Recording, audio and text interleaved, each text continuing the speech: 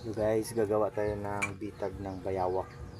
Ito lang ang gamit, kawayan at saka PVC, saka siyempre tali, saka siyempre yung pang ano niya, pang labtik kung sa Bisaya pa, bitik.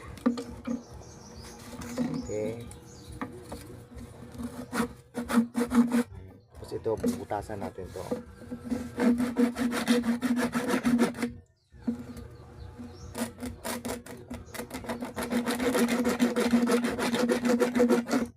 Okay na. Okay na.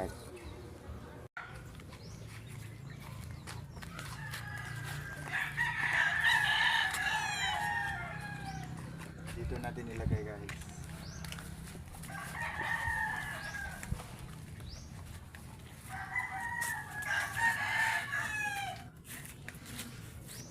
Dito lang guys. Okay. Ito na siya. Ganito lang kadali gumawa na bitag ng bayawak.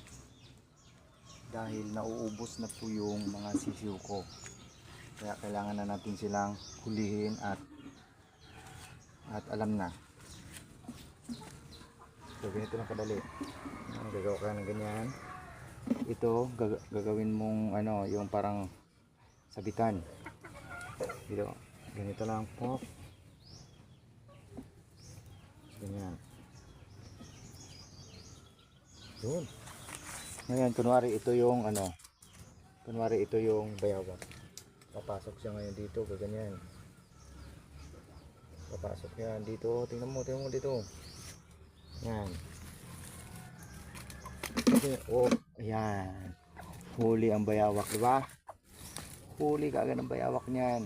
Ngayon, once nahuli ko siya, pagbibigyan ko muna siya ng pagkakataon.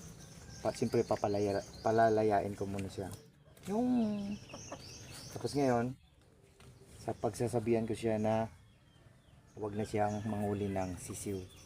Kasi pag nanghuli siya ng sisiw, huliin ko siya ulit dito. Okay?